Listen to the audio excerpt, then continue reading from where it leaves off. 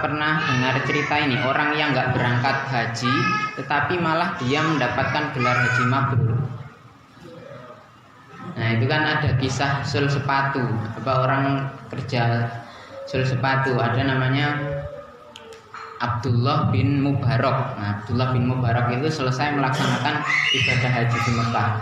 Dia itu tidur, terus kemudian bermimpi melihat, dalam mimpinya itu melihat dua malaikat turun dari langit.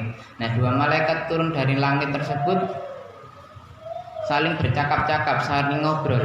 Nah, satunya bertanya gini, gimana? Berapa orang yang haji pada tahun ini? Nah, satunya menjawab, ada 600.000 orang yang berangkat haji pada tahun ini. Nah, terus yang satunya tanya lagi, berapa orang yang hajinya mabrur? Dijawab satu malaikat, tidak ada sama sekali. Nah, Abdullah bin Mubarak serasa gemetar. Nah, gimana ini? Udah berangkat haji. Nah, terus kemudian masih mendengarkan. Ini banyak yang berangkat haji kan perlu banyak perjuangan, perjalanan di padang pasir, panas, letih, capek dan lain sebagainya. Kok menjadi sia-sia dalam pikirnya. Nah, Abdullah bin Mubarak terus mendengarkan yang dicakapkan percakapan dua malaikat tersebut. Tapi ada satu orang yang dia itu tidak berangkat haji, tetapi dia itu mendapatkan pahala dari Allah, mendapatkan haji mabrur. Nah, siapakah namanya? Namanya adalah Ali bin Muwaffaq. Nah, seketika itu Abdullah bin Mubarak bangun mencari orang yang namanya siapa tadi?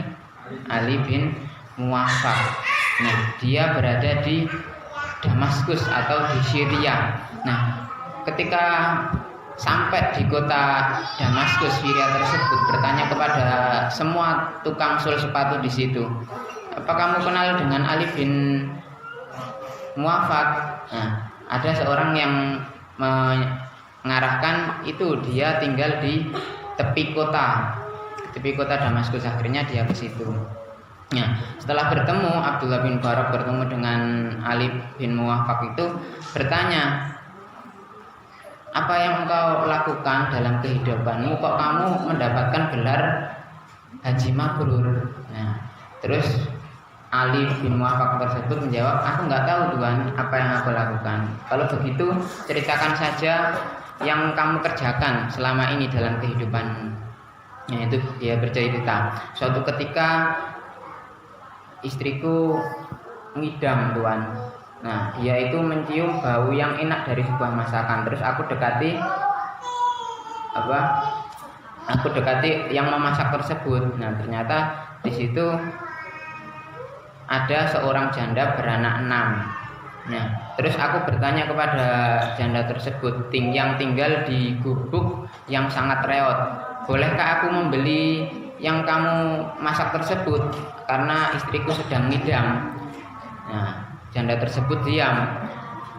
Tidak boleh, ini haram untuk kamu, halal untuk aku. Nah, kenapa kok begitu? Padahal kita sama-sama muslim. Nah, akhirnya dia menjawab, karena ini kami menemukan di jalan keledai yang mati dan kami masak tersebut. Nah, seketika itu Ali bin Muwaffaq menangis, tidak tega dengan orang tersebut. Nah, sehingga selama dia kerja selama puluhan tahun menjadi tukang sol sepatu, menyisihkan uang sampai bisa untuk pergi berhaji tersebut, diberikan kepada orang janda yang beranak 5 tersebut atau yang mengalami kesulitan tersebut.